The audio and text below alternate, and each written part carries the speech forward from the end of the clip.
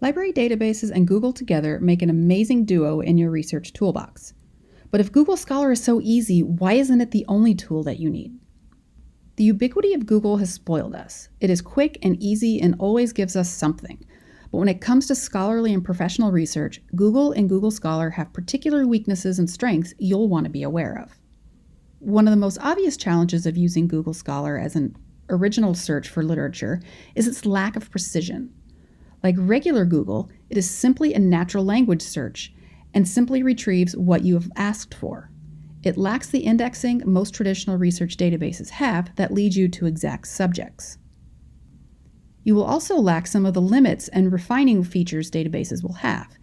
And even in the advanced search, you have very limited options.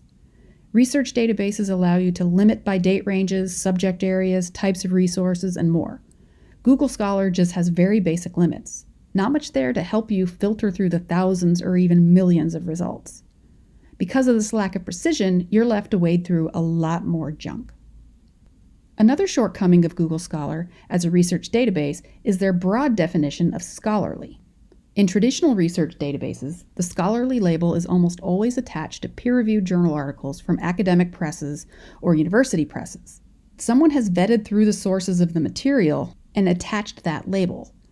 But remember that Google Scholar is a search engine and not a curated collection. No human expert has vetted what is retrieved. We don't know exactly what their definition of scholarly is.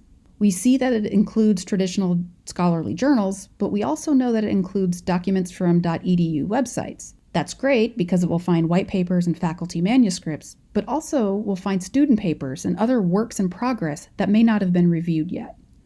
These additional scholarly sources are great for expanding the scholarly conversation, but it leaves more evaluation and vetting for you to do. And perhaps one of the most difficult shortcomings of searching Google Scholar directly is paywalls. Many of the publishers that have opened their catalogs to Google Scholar to search offer only paid content, and you'll be locked out unless you subscribe or purchase individually. Journal articles can be expensive, and that really adds up. But the library has already subscribed to many of these journals. Accessing the library's resources will take down these paywalls. So for all the ease and familiarity in searching, Google Scholar is just an algorithmic search engine. It will find the words you type in, but it lacks precision, has broad definitions of scholarship, and the paywalls to content will add barriers to your searches if you attempt to use it as you would a traditional library research database. But there are ways to maximize the usefulness of this tool in your research. Here are 3 important ways. One of the best ways to utilize the power and scope of Google's search technology is to search Google Scholar for known items. And remember that paywall problem? Well, there's a way around that to get the article text without any cost to you. First and most importantly, access Google Scholar from the St. Mary's Library website. The link to Google Scholar from the A to Z databases page is authenticated to tell Google you are affiliated with St. Mary's and will remove all the paywalls for things we subscribe to. If you're on campus, Google will know the campus IP address and you won't have any of the barriers. Next to each article, you'll then see links to full text or a link that says something like check for full text, which will connect you to the text when available in our subscriptions. Using this link to search Google Scholar is an excellent way to retrieve the full text of a known article.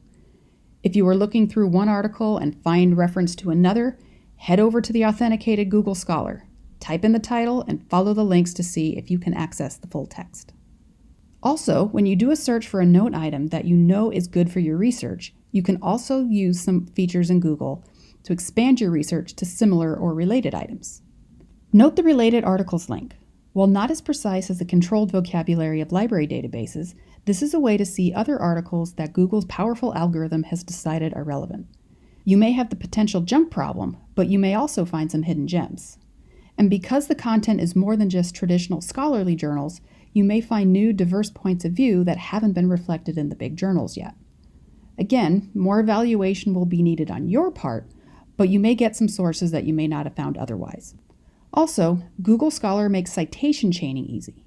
You already know that you can look at a good article and then mine through the article references to see what they have used in their research.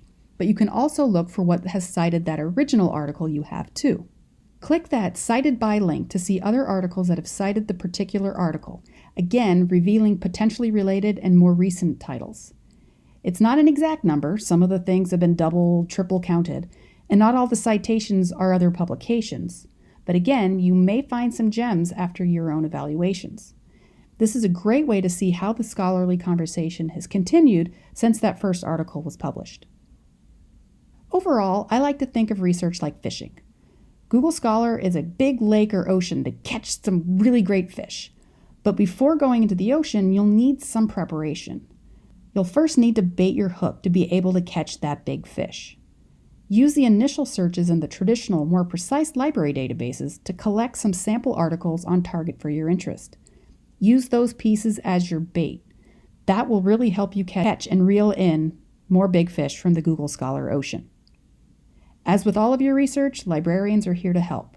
We can show you more tips and tricks and new ways to explore all kinds of research. Contact us anytime for more one-on-one assistance. We really love to help.